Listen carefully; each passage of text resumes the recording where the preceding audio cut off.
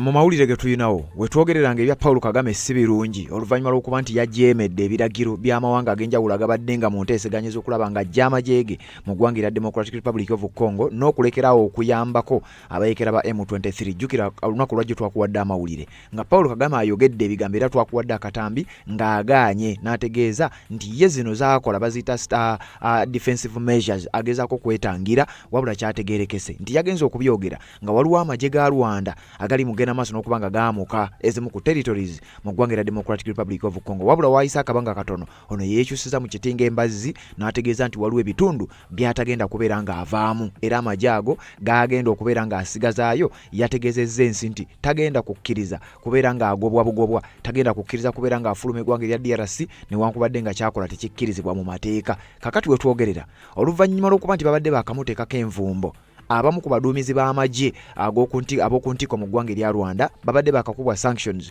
We twogerera nga sanctions empya essaawa yonna era gwe ayagala okumanya sanctions engeri gye zinyiga, engeri gye zikuba n'amaanyi ge zirina ogenda kutegeera ng'osinzira mu butambi buno obw'enjawulo bwe ngenda okuba nga ngenda kukuwa analysis zino olw'ensonga nti wano waliwo ebigambo byenzikiriziganya nabyo, waliwo ebigambo byenzikiririzaamu ku byogenda okuwulira. Wabula nga ye Paul Kagame Rutagambwa ebibye si birungi yadde dakiika n'emu, obunkenke bukyagenda maaso n'okuba nga bweyongera newankubadde nga naye awulikika ng'ayogeza amaanyi g'ayogeza keekadde abeere ng'asasulira ebyo byagenda maaso n'okuba ng'akola. Waliwo ebigambo ebigambibwa ebiri mu kutuusibwa ku Paul Kagame Rutagambwa yandibeera rihaaso eri ebyo bigenda okutuusibwa ku bakulembeze abamu bootegedde nga bagambibwa okuba nti bakolagana butereevu ne Paul Kagame Rutagambwa. Era ebyo byonna ngenda bikuwa mu katambi kano obeere ng'obitegeera bulungi naye nga kyamaze okukakasibwa nti amagye g'eggwanga erya Rwanda Paul Kagame Rutagambwa yakikoonyemu era n'ategeeza tagenda kuggyayo majeege mu ggwanga erya Democratic Republic of Congo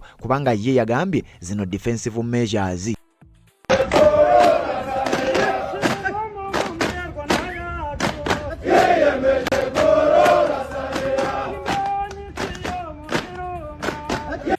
Kakati oluvannyuma lw'okulemerayo era n'ategeeza ensinga we yalemeddeyo ngenda kukusomera wano ekiwandiiko ekitonotono then oluvannyuma nkuwe obutambi analysis nga bw'ogenda okuba ng'owulira. Wabula nga sinaba kubanga ŋŋendeeyo njagala okutegeeza Paul Kagame Rutagambwa alina abamu ku bakulembeze baakwatagana nabo, alina abamu ku bakulembeze baabadde asisinkana mu nteeseganya ez'enjawulo. Wabula wenjogerera bino birabika nga bisusse we byandikomye era ye musajja wammwe essaawa yonna nakugambye ekinaatwala abakulembeze bano ababiri teweewuunya nnyo nga kisibuse mu ggwanga erya Democratic Republic of Congo. Kakati ekigenda okutuuka ku Kagame essaawa yonna kyandibanga kigenda kusaasaana kigendeko ne mu ggwanga eddala.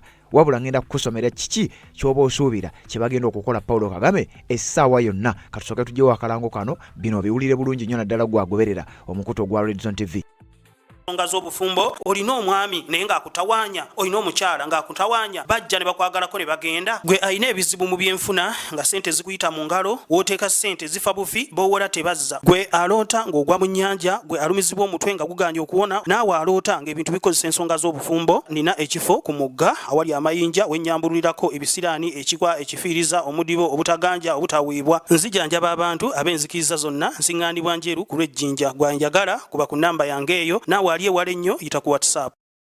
Yes, webale kubanga okyaliko, webale kubanga okyagoberera yonna gy'osinzira okubanga gy'otulabira naddala gw'atambula naffe. Paul Kagame Rutagambwa akulembera eggwanga erya Rwanda yajeemye era yategeezezza ensi nga bw'atagenda kujja majeege mu ggwanga erya Democratic Republic of Congo newankubadde ng'ensonga gye yali yeekwasa mu kugatwalayo Congo yakkiriza okubeera ng'eneutralizinga, disarminga n'okudismantlinga akabinja ka FDLR. Paul Kagame Rutagambwa yagamba kati kale ebiwadde biriwo ebityo ye tagenda kujjayo magye ga Rwanda nga bakamala okukuba sanctions eri abamu ku baduumizi ab'oku ntikko mu ggwanga erya Rwanda ennaku z'omwezi nga 2 omwezi ogwokusatu omwaka guno gwennyini 2026 eggwanga lya America baakwata sanctions kye bayita institutional financial sanctions ne bazikuba ku bakulu abaduumira amagye g'eggwanga erya Rwanda Defense Forces oba RDF. Era wenjogerera aba bakulu baateekebwako envumbo tebakkirizibwa kuddukanya kya bugagga kyonna mu ggwanga lya America. Tebakkirizibwa kubeera nga singa baba balinayo ekyokulwanyisa kyonna ekyobugagga kyonna tebakkirizibwa kubeera nga baddamu okukiyita ekyabwe. Tebakkirizibwa akubeera nga balinnya ekigere kyabwe kuba bateekako ne kye bayita travel ban abamu ku baduumizi ab'oku ntikko mu magye ga Rwanda Paul Kagame eggwanga lyakulembera. Waliwo kye bayita targeted sanctions essaawa yonna wandiwulira nga abamu ku bakulembeze nga ne Kagame mwennyini waliwo eyankomentingidde wano n'aŋŋamba lwaki Kagame tebamuteekako sanctions ng'omuntu. Teweerabira Robert Kyagulanyi Ssentamu bwe yali mu ggwanga erya America bwe yali ayogerako ne Geneva Summit mu bye yasaba yagamba ayagala sanctions ku General Kaguta Museveni ne mutabani we. Kakati waliwo yawandiise nga naye asaba sanctions ku Kagame yennyini ng'omuntu. Bwe twogerera essaawa yonna wandibanga ogenda kuwulira bagenda ku reviewinga enkolagana wakati wagamu ku mawanga ag'enjawulo n'eggwanga lya Rwanda.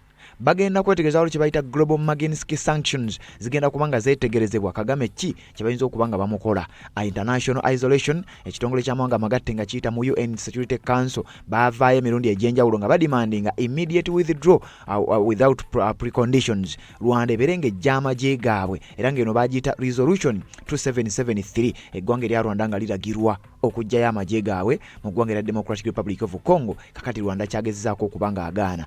Paulo Kagame mu kino kitegeeza ajeemedde president w'eggwanga erya America, ajeemedde president abakulembeze mawanga ag'enjawulo omulino wa Qatar kubanga be babadde mu nteeseganya zino, ajeemedde ekitongole ky'amawanga amagatte akakiiko aka Security Council. Ekinaatuukawo ogenda kukiwulira, ekinaddirira kyekyo ngenda okubanga nkuwa era byenjagala owulire mu butambi bwe ngenda okubanga nkuwa. Paulo Kagame ayogeza maanyi ag'ekika ekya waggulu ennyo, akulaga si munafu ate era tajja kukkiriza nsonga yonna nga bwe mugimugamba. Kankakuwa akagambo kano katono nnyo then nze gye nkutwale mu bigambo bye weetaaga ogenda maaso n'okubanga owulira. And has been fighting the M23 on the instructions of Tshisekedi because these are people who are not supposed to be in Congo, that these are from Rwanda, or the M23 are not Rwandans, please.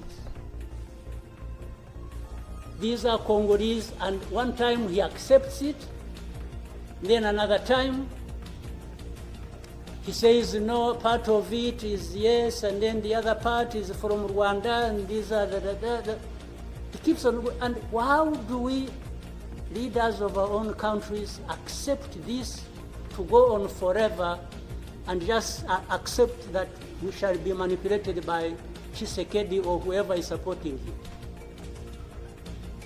And South Africa dares even issue threats about what is likely to happen after that, and so on and so forth. Ye Paulo Kagame n'amaanyi gayogeza naye nga kyonna ekigenda okubanga kimutuukako njagala okiwulire mu katambi kano kengenda okubanga nkuwa.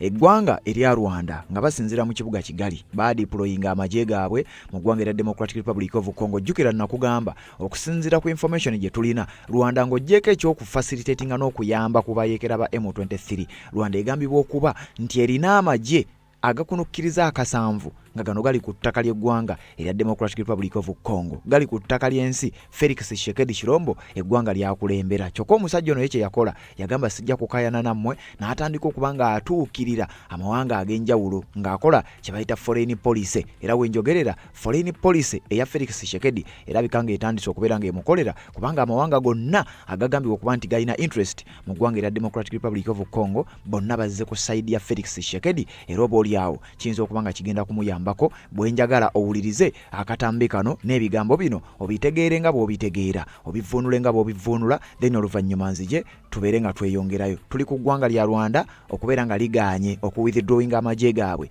mu ggwanga lya Democratic Republic of Congo. Tuli ku nsonga butya Rwanda bwe bagenda okuba nga bagihandolinga, ate era tuli ku ngeri oba tuli ku ebyo ebisuubirwa okubeera nga Rwanda byegenda okutuukibwako oluvannyuma lwa sanctions ezibadde zaakabakubwa, ate omukulu alemedde Congo ate n'akyogera ne mu kamera nti yes mwetegefu kubeera nga akkiriza buli kiragiro kye bagenda okumuwa. Kyokka nga jjukira ono nakugambye buli ekimutuukako kirina gwe kigenda okutuukako obutereevu. Wulira ati wano bituuse we binyumira okitegeera breaking news eriwo. Paul Kagame ajemye azzeemu n'ajeema okufulumya amagye Democratic Republic of Congo. Naye seeri mu Congo yonna ebitundu ebimu amagye ga Kagame gabadde gafuluma Congo, gabadde gali mu kufuluma.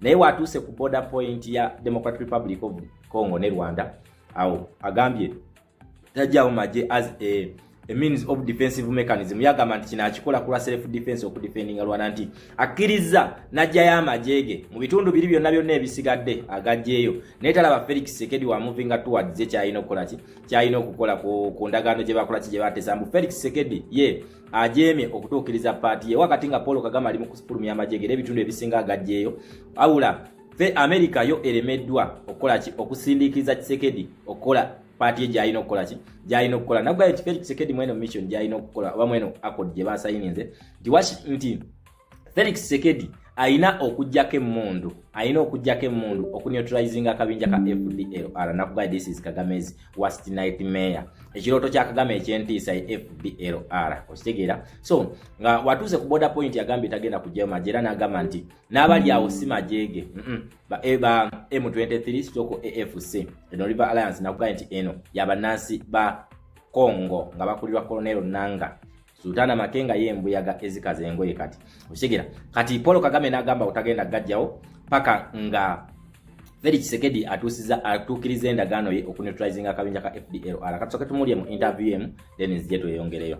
And I suppose that the presence of AFC M23 on your border reporting so according to bigambi nabuganye nti Washington Accord yazemu ne signing omurundi ogwokubiri bagisigninze era nga kuluno yabadde yakukola with immediate effect ngekolerawo amajego gafulumye with immediate effect teri ku negotiating teri kuteesa okitegeera ekintu Paul Kagame kyabadde akola obulungi nnyo nti ebitundu ebisinga amaje abadde agajjeyo nga withdrawing era nga ebitundu ebize mikono ja AFC ja FARDC gano lyeje lya Congo lyeje ly'eggwanga lya Congo then ne Wazalendo bana abana nagaba people power abagamba nti kakati ekimala tukoye ensi yaffe okubeera under occupation y'abatuusi yesawa mukoleki tukwate mundu tulwaniriye ensi yaffe mufulume wano nabo be Wazalendo people power ye Uganda then ne n'amajje ga Burundi gattako ne Tanzania n'eggwanga lya Angola so bano baali basigale mu accord eno gye basayininga era nga ne je yali PDF ya Uganda bagamba nali likole kiri mu kubagenda okufuluma so tulina factors bbiri esobola okubanga zivuddeko kino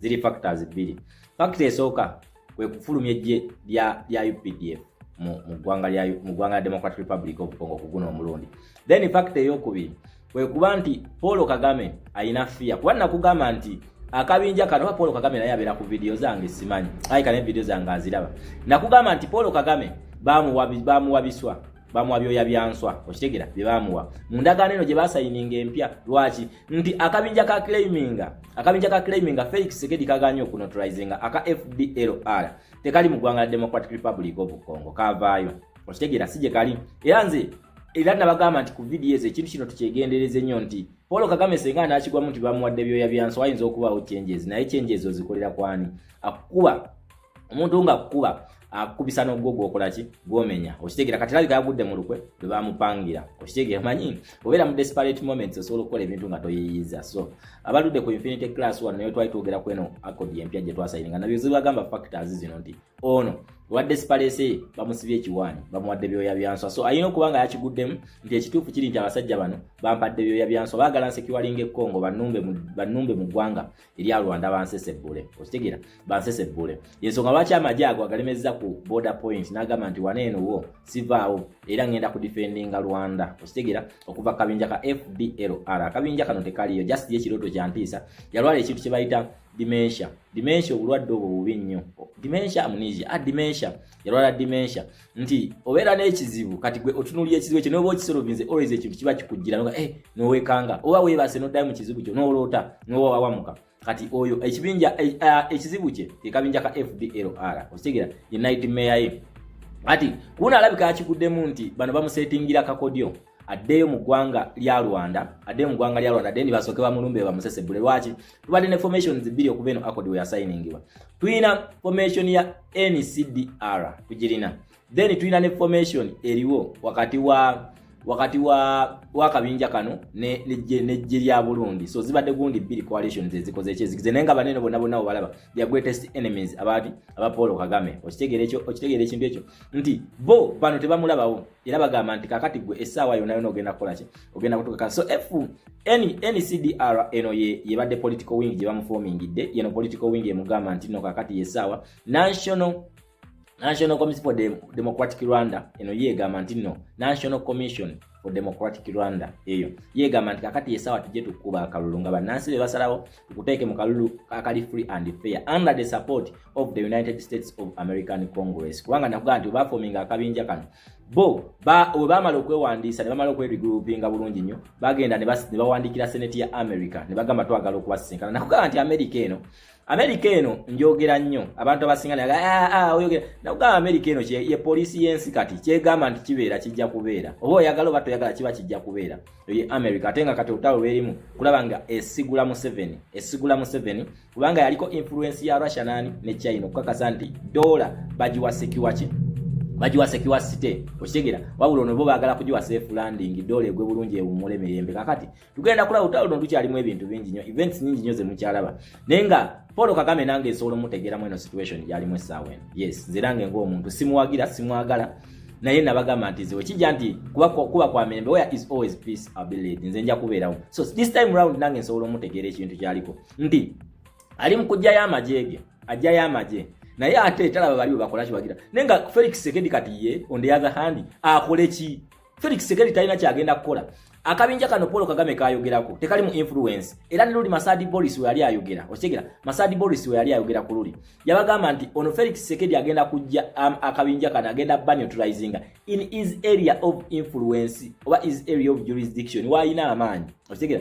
kyagenda okukola kyogenda okukola which ne Felix Sekedi kakati naye saa weno you can understand him no okitegera ono just yali dekanye wanagwa mu trap y'abasajja okitegera kitegeze endagana agimenya ogwokubiri okitegera kati wabagimenya ogwokubiri nti amajiga ntugagenda kufuluma mulinde fire bano bamugamba they have every tool to their disposal wajirina okitegera kati ye claiming anti onaganya ku neutralizing akabinja ka FDLR na ye kati Felix Sekedi akasange oku neutralizing so ebintu bino nabwago just wekumire wano genda kubanga otambulira mu kumanya geopolitics ono watambulira ebintu bino nakugambe bijja Uganda ketonye kagwake Museveni agenda kuvaako oba akuteba na Uganda bonna n'abateeka mu makomera oba abasse bonna ekituufu kiri nti agenda kuvaako cannot fight the capitalist power tasobola ate nono byali mu kwekwata ku bisibu yekwatako wekwasi agenda kuvaawo batayagala ate bino byali mu kukola nabyo it is a disadvantage to him yes it is a disadvantage to him ekintu kye yandikoze yandibadde agirespectinga okitegera yandibadde agirespecting eno accord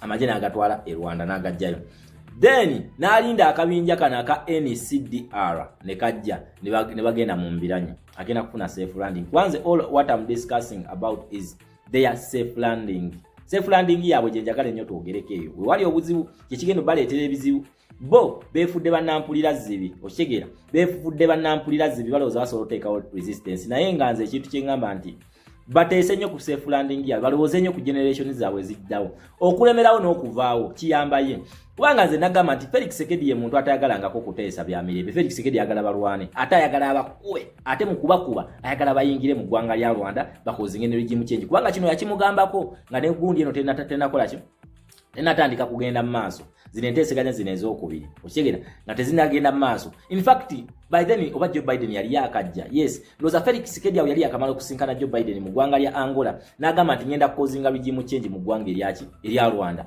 era ne Paul Kagame mu video ezimu ngenda kunonya video eyo ngibakomezeewo nga Paul Kagame yeewunya Felix Sekedi okugamba nti agenda kukozinga regime change mbunelo agijjeewa ng'onalowooza nti amaze okudominatinga Bukavu which is the big Goma which is the biggest city in the Eastern Democratic Republic of Congo then nga tutene Bukavu kati ng'amanyi ono byayogera amaliriza kutuwanze kati esawe no watunulya bigenda maso ng'omusajja alina deployment y'amaanyi alina defense tokyasobola kati kutuuka ku Felix Sekedi tosobola bino ebaali bepanka mutugenda kukuba emmundu tujje paka mu Kinshasa ebyo bamala bisera tebakyasobola kumutuukako okitegeera ekintu ekyo kati bino byaliko ku musajja wattu Paul Kagame byaliko yeerimba okitegeera yeerimba takyasobola kunegotiatinga terms ziri mu favor ye kino wedde bakigwanga ne lulyo kyamusindiikiriza agende mu ezo terms bateese atandika okujjayo amagye okuwithdrawing amagye mu bitundu ebimu kyali kuba nti anyigiriziddwa okitegeera kwegenda mu ndagaano gy'ateetegerezza kubanga nga tunasemberera ndagaano eyo akabinja ka FDLR kayogerako olunaku olwaliro nti Felix Sekedi aganya okaneutralizinga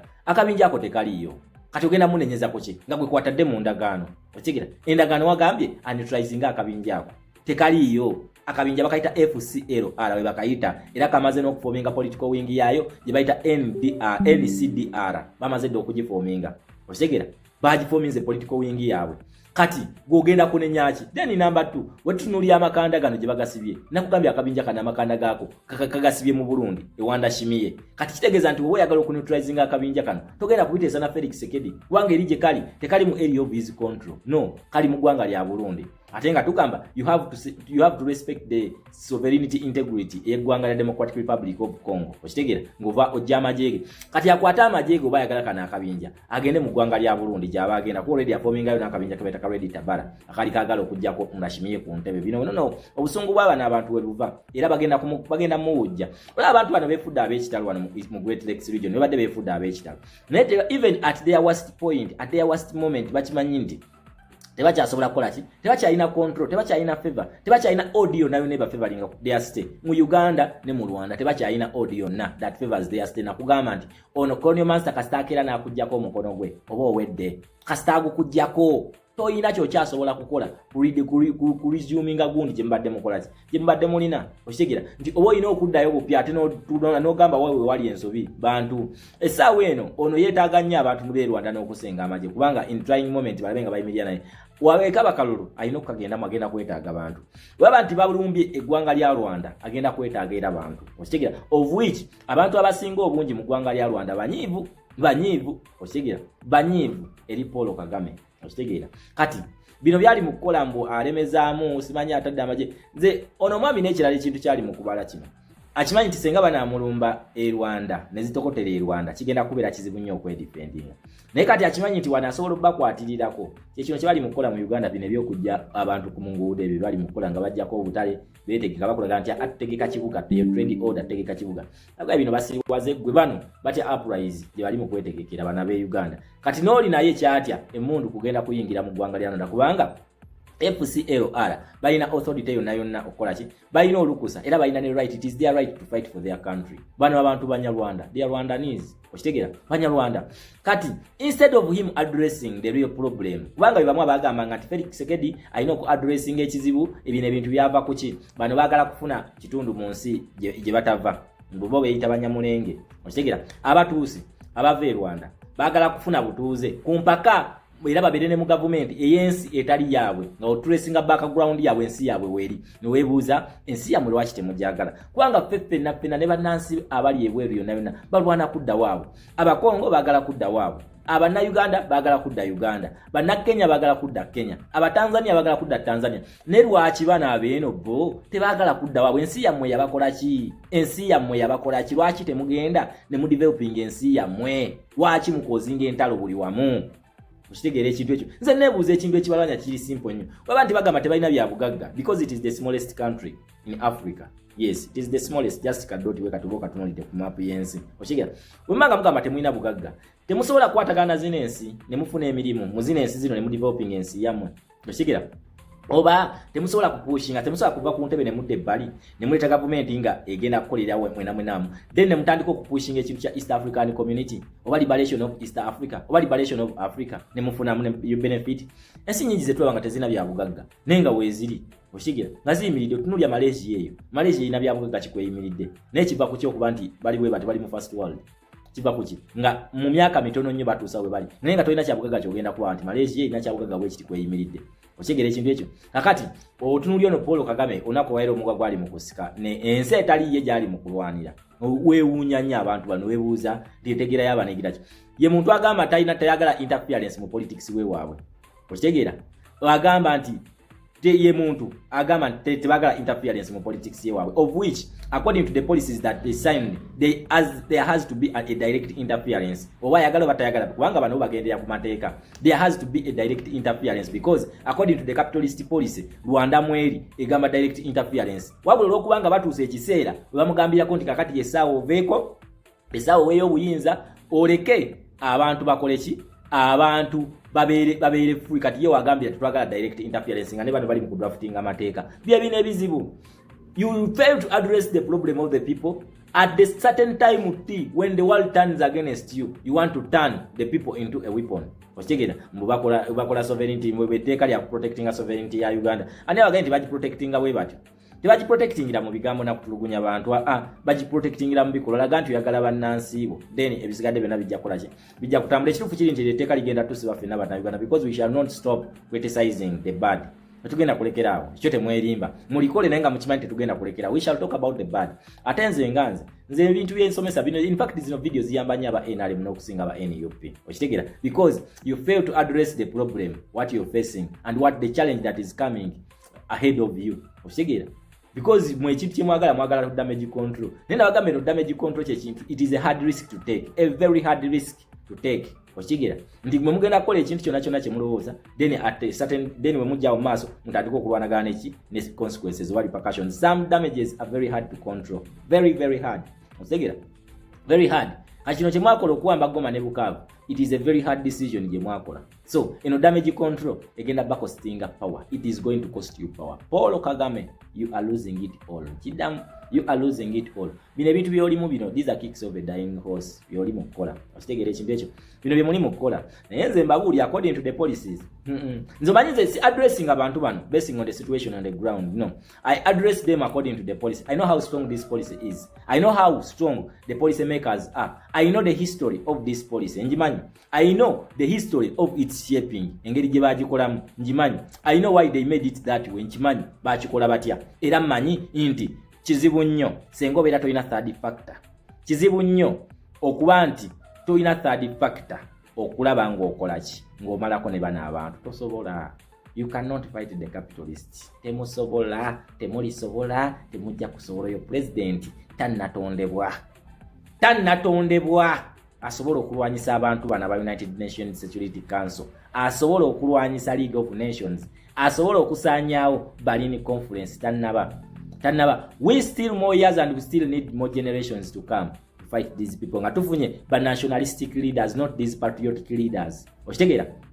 A problem that is facing these guys is the patriotism character that they possess. Okitegeera? Eyo yesingo babonyabonya. Nze nabagamba nti nze sisobola kubeera patriot. Sisobola. Ngwe ntunuulya patriot kitegeeza as in the real essence of patriotism. Patriotism kitegeeza kulagirwa, patriotism kitegeeza kubeera loyal, patriotism kitegeeza kukulya mu nsi y'olukwe, patriotism kitegeeza kuservinga interests z'abantu. Ekyo kye bayita patriotism. Okitegeera? Not nationalism. Nationalism is attachment. Buli kintu kyokola kyonna kibeera attached ku nsi yo. These people are not nationalists. They are nationalists just in cameras. Wajja mu kamera n'agamba kakati twagala nnyo Uganda, tetugenda kukkiriza banene kutuza mu buddu. Bana Uganda baganye. One speaking for many.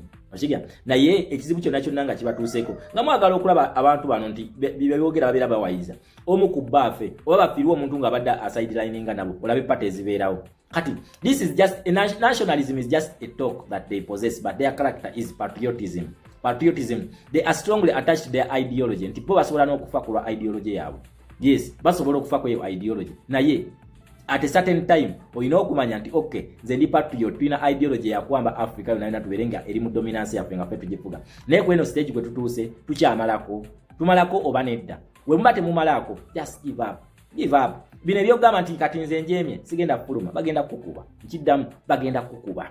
Ate nga balina tuulu yonna bagenda kukuba. Bana basajja kati go wayina bagainingi power tokyalina. Wabula nakugamba nti abantu bano bo nakugamba omucapitalist ye muntu akyasinza obuzibu. Akutwala mu ndagaano nga yakimanyi nti endagaano eyo yagimenyedde. Ekintu kyasooka okukola kumenya ndagaano gyagenda agenda kusayininga naawe endagaano nga tonnagisaba, asooka n'agimenya. Kati gogenda okujjambu mutandike okuteesa ku ndagaano, oteesa ku kintu ng'olwedde yakimenyedda. Oyo gwe bayita omucapitalist. Ate n'amala n'akugamba nti gwakikoze ate nga tolina ogenda kyegaanira nga tolina okitegeera nga tolina ogenda kukyegaanira. Oyo gwe bayita omucapitalist.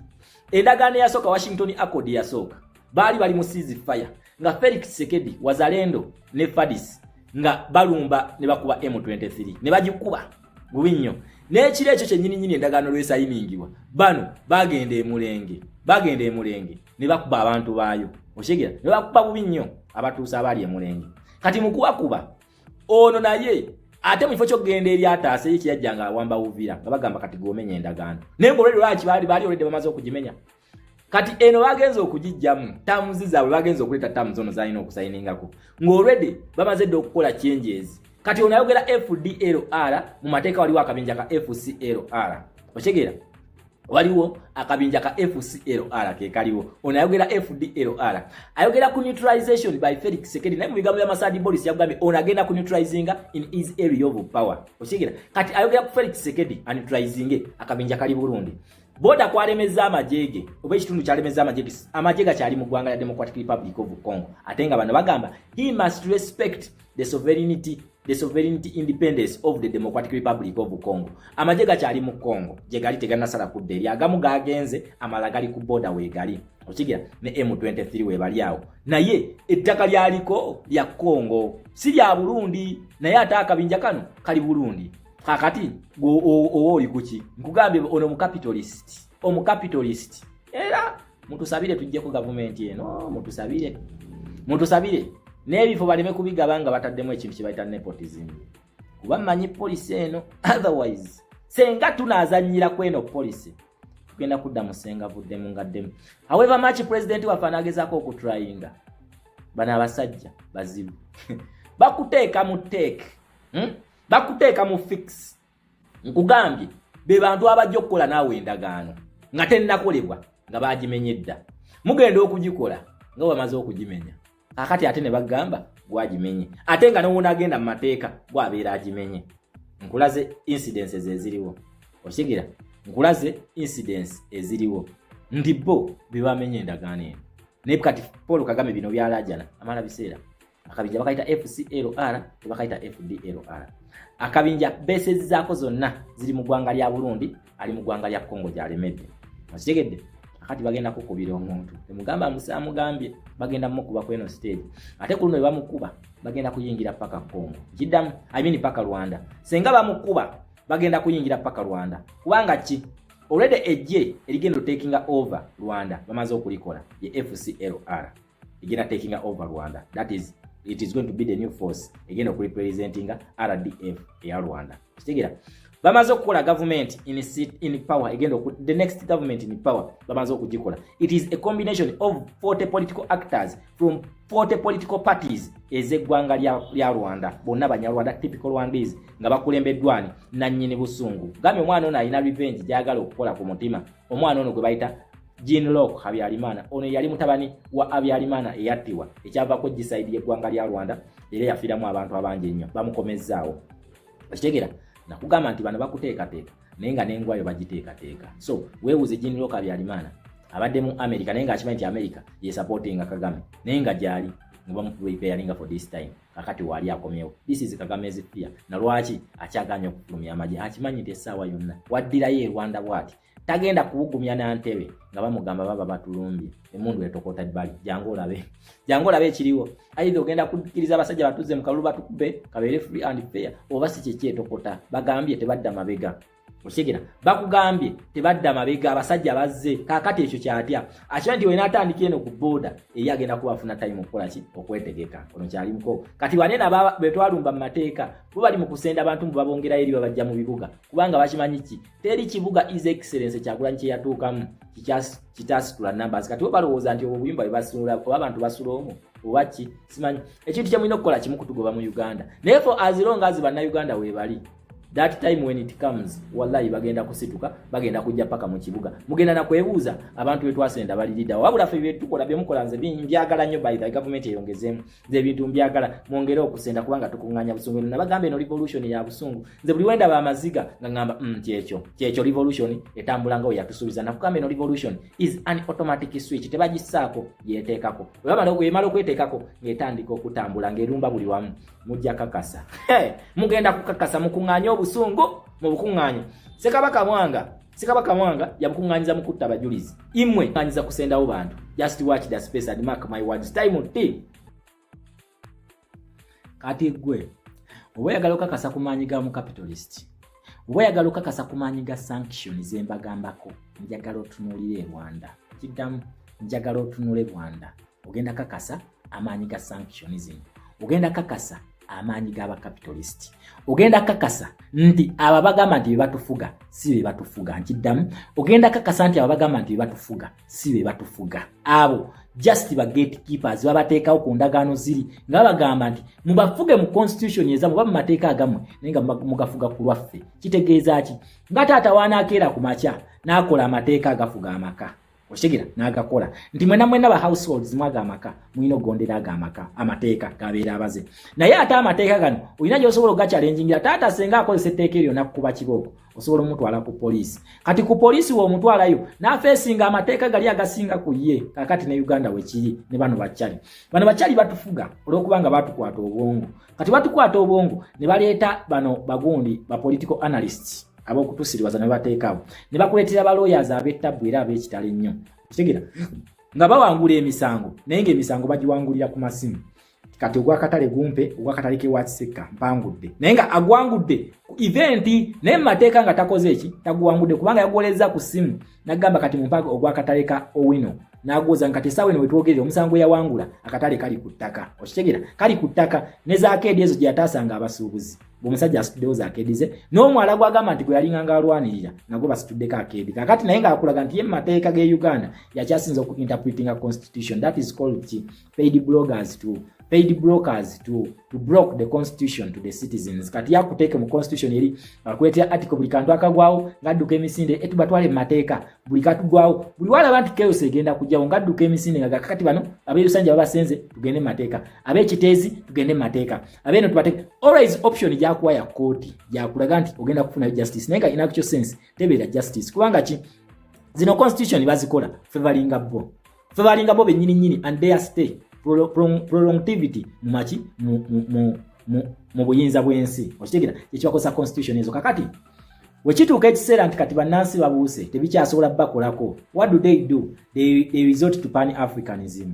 Nabo bagamba akati fe tuli ba pan-Africanist olw'okubanga ki ndi abantu babuuse ne ba overpoweringa bi constitution byabwe ne bagenda mu kintu ekiki ne bagenda mu constitution entuufu. Kakati waliwo omwami awo naye abadde alowooza nti wakitalo nnyo wetwogerera nga economy etandise okugwa amafuta ga skyrocketinga buli kaseera. Ne mu Uganda kijja nkiddamu ne mu Uganda kijja kubanga stages his excellence kyali gwe Nsetamu Robert zaalimu n'oli naye zaabaddemu Felix Tshisekedi zaabaddemu. Felix Tshisekedi tumulabe ku trip nyingi nnyo mu ggwanga lya United States of America mu France ne mu Bungereza tumulabe era ze tuwa ze nyini his excellence Kyagulanyi Ssentamu Robert zagenda okukola ze nyini zagenda okukola lwaki nakugamba tunulya shaping of this policy. Okitegeera ekintu ekyo akati omwami ono amafuta ga skyrocketinze naye kikyakoze agambye bannansi ba Rwanda nti amafuta gano ku skyrocketinga kivudde ku lutalo lwa Iran ne United States of America which is a lie. Kiddamu onaalimba bagenda kunoonya bena kwe bekwatira ku bisubi ne mu Uganda bajja bagenda kutandika kubba wangezo excuse kakati ekivuddeko kino amafuta olutalo lwa Iran lutandise okutukosa batugaye wagenda tukuba ne bomb anytime soon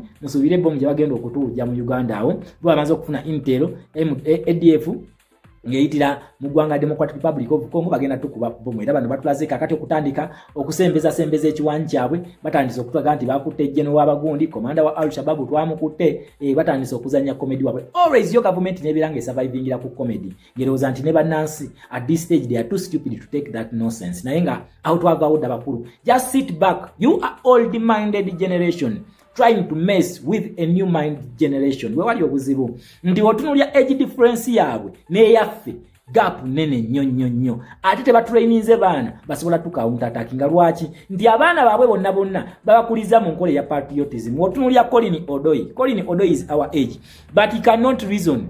Kitaawe tamutraininze ekyo kitaawe yamutraininga bubbi ngenda kubbira akalulu ofuke youth chairperson wa NRM. That is how they do it. Okitegeera these are the people that we are going to face in the next government, in the next Uganda. Bano betugenda okufesinga bano ba Colin Odoi. Tugenda okukola bano. Colin Odoi mwana wa professor, tata we professor. Naye omwana tasobola kutula na atandika ku articulating issues. Naye akulaga nti youth chairperson wa NRM. This is their branding, this is their making. Colin Odoi cannot interpret even the Ugandan constitution. Tasobola. Naye kitaawe yamusika nakulya ba youths kati alina ba youths bakulira kati oyo kitegeeza nti ba youth aba ba NRM ye mugezi Colin Odoi ye mugezi naye muffe tumulabanga wewe okitegeera ekye ba trainings kati bakitaabwe balowooza nti basobola okutusiriwaza naye comedy gwe bakola najja ne batemula abaana ne bagamba kakati ono yazze with the security de jamuwadde omuntu ne bakola nti script twawadde tugimanyi tumukutte era tugenda mugira tugenda kumutta byebyo You are messing with another generation. We articulate issues, we know policies. Tuzimanyi, tuzitunulya bwetu netuga bakulu temutusiriwaza. Kiddamu temutusiriwaze mugende mwesiriwaze mwekka. Fe eyo teke ya mutujitegeddemu abassa abantu. Abaana abo, abaana ne balyoka bakolera analysis nga basinga ne IGG. Nga basinga ne DPP. Oshega nga ne bakolera analysis ne bakulaga nti kituufu bano ne batandika okwekaza. Ate tugenda basiba. Wona ayogera ku analysis, wona atandika ku analyzing bino tugenda basiba. Why always that mwineyo result? Why don't you see it? Lwaki temu training abaana abasobola okukola ki? Abasobola okutuula ne bareasoninga. If you cannot out reason us, then back off.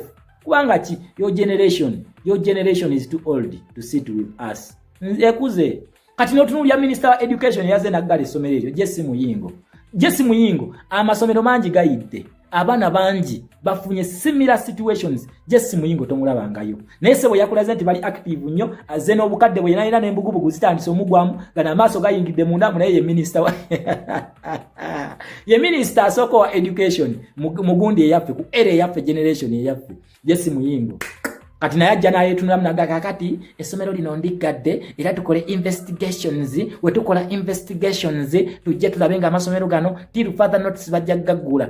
You played your game tujimanyi nga bulijjo temwetala bwe mutyo Lero no kyasuse police yakoze police ya Uganda yabadde active nnyo kubanga amasomero gajja ne gocha abantu ne bakubira ambulance nga tewali ne bakubira fire brigade nga tewali zizikiza muliro paka abaana we basebengera ebintu byabwe ne biggwawo ne bajja naye ku luno mudakiika bazanye ebikomanda abaleya ne bajja abamayinja ne bajja abamajje ne beeyiwa kabangali zizze mawulire mudakiika bakulu awo fe tuba tunentuka eno government dola lyetandise okufaayo nedda please soke muddete mutulimba iyo script yamu mutubagamba mutereze mu script zino script mberanga muzizanya musoke mufune ba actors abalungi tuberenga tuberenga abo mu Hollywood azanye ekintu wadde si kituufu nga imagination nene akuzanya nakulaga nti no kituufu nene muzanye ebi Nigeria byennyini Uganda government ezanya Uganda temusobola Hollywood ku sente ze tulina sente zobola okugula Hollywood namba nituga kati eno Hollywood tujiguze yaba na Uganda naye ne muzanyira mu Uganda so tuzanye ku movies ez'amagezi ezigendo tunyimira otherwise those boring movies feteso azili yako popcorn so omwami ono bamuwujja sanction ne batukana okugoba amajege mu mission eziri dawa e Mozambique ne bagobayo ne bagamba muddewa temudda wanene bino temuddamu kubikolera wanene mu Mozambique ne bagobayo abayayi bano kati babagobye mu Mozambique kakati ne economy etandise crashinga amafuta gatandise okuskyrocketinga kakati yatugamba mbo byavudde ku lutalo olwa Iran. No please temutulimba byavudde ku sanctions kubanga babajjako ne international financial system bajjako. They cannot afford to purchase okola international transactions kubanga ki bajjako okugula amafuta ago weetaaga international transaction wa international wiring gyogenda okukola okusasula sente ezo. Ne babajjako ne transaction izo nazonna ze balina okukola mu dollar nga tukimanyi olunaku olwaleero dominance y'amafuta eriko ku petrodollar bakozesa ki dollar babagana dollar transaction yonna eyokukolebwa kati bagenda kutupurchasinga batya amafuta kati ge bali balina mu stock gatandise okukendeera bakkirira era ensi esoosa okulangirira nti kati amafuta tulinyisiza they doubled. In fact, not doubling. They tripled sente zobadde bagulirako amafuta. Kubanga badde bali akaweweevu. Kakati kuluno gatandise okubagwako bakkirira nakugamba sanctions zino musobola okuzizanyisa. Naye amaanyi ga sanctions mugenda gatestinga. Ekirungi kati gatuje zituyambako. Tuyina gwe tulabirako awe tugenda. Amafuta gabaweddeko. Kati jjukira asobola okumutaasa wano ye Uganda. Naye wakolera babeera bamutunuulidde bati bamugamba tukulaba. Gezo gatikke bakuwana. Yukira naye ayina ebizibu bye. Naye ayina ebizibu. Katacha asobola kola ki? Tasobola kutaasa. Kakati oli ayina kwetaasa yeka. Oba si ekyo bayiyeyo engeri gye bagenda okubikola mu ngeri y'ekifere. Batwala amafuta mu ggwanga lyaki lya Rwanda ate ng'ensi bano bagiraba. Bano bakabaka bagiraba. Olaba babalaba ku arms embargo gye bali batadde ku South Sudan teri byakulwanyisa kuddamu kuyingirayo. Bano ne babiyingiza ne bagamba oke mulimenye. Ne batwocha era ebibonerezo bijja bino bya United Nations bijja okumenya arms embargo gye bali batadde ku ggwanga lya South Sudan. Kati omwami ono sanctions zimutandise okumucripplinga. They are crippling the economy slowly by slowly. Nakugamba bana abasajja, they have every weapon to their disposal. Kati bino bebetegeka, simanyi bayitegekera domestic uprising, mass uprising nimba abantu bagenda kera kumacha bekalakase, simanyi tubasende tubagobe ku makubo. Nakugamba byo tebali mu development. Bagala kwetaasa kubanga abantu senga basituka. Kati bagala mbu abantu bave wala nebyo mwerimba. Abantu ne munabasindika nga Uganda yonna nga Kampala, Mukono, Jinja, Mbale, Iganga nga temuli bantu. Abe Iganga ne mbongera paka mu West Nile. Then abayi wano mu Buganda ne batwala paka Masaka ku border mbateekeyo. Ne mukwata buli omu ne mumwongera mailo 10,000 okuva ku city center. Mbakakasa time ngetuuse. People are going to rise up and they will hit the streets. Kampala agenda kufundibwa mwejjuse n'okwejjusa. Olunaku lwe mwabagayizize ekibuga ekyo. Mugenda kukyejjusa. Musekere ekintu ekyo. Mugenda kukyejjusa. Olunaku lwe mwagazi ya streets ezo. Abantu beegazanye nga babafuutula. Musekere ekintu ekyo. So you cannot mess with the power of the capitalist. Nabagambe just watch the space. Nze nabagamba tukube sanction lwaki. Nze I know how heavy these sanctions are. Zino sanctions zisinga n'olutalo lw'emmundu kubanga mufa. Ne waneeno oli abeera tayika atenge byonna buli kyakola nga kimwongerako.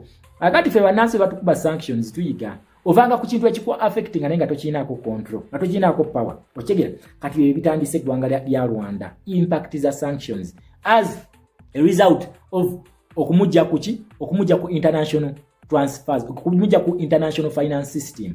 Kati atandise okufesinga repercussions. Wabula atandiye excuse jafunye okwekwasa lutalo lwa Iran ne gwanga lya United States of America. So mu East African countries otalo no bisoso affecting ali gwanga elya Rwanda amafuta ga skyrocket nze tebagalinaako control era bakugaye nti kino kivudde ku lutalo kati simanyi ndowooza bagenda kwata nabo bayingira olutalo basobole okulumaliriza bataase economy. Yani economy government tesobola kubeerawo nga economy good tesobola.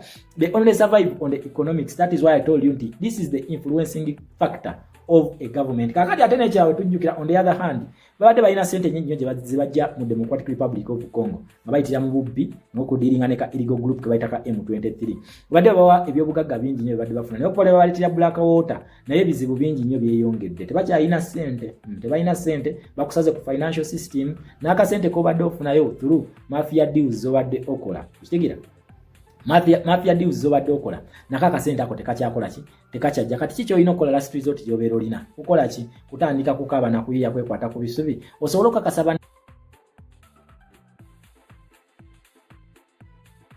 nga z'obufumbo olina omwami naye ng'akutawanya olina omukyala ng'akutawanya bajja ne bakwagalako ne bagenda gwe alina ebizibu mu byenfuna nga sente zikuyita mu ngalo wooteeka sente zifa bufi b'owola tebazza gwe aloota ng'ogwa mu nnyanja gwe alumizibwa omutwe nga guganye okuwona naawe aloota ng'ebintu bikozesa ensonga z'obufumbo nina ekifo ku mugga awali amayinja wennyambululirako ebisiraani ekikwa ekifiiriza omudibo obutaganja obutawiibwa nzijanjaba abantu ab'enzikiriza zonna nsiŋŋaanibwa njeru ku lw'ejjinja gwanjagala kuba ku nnamba yange eyo naawe aliye wale nnyo yita ku WhatsApp.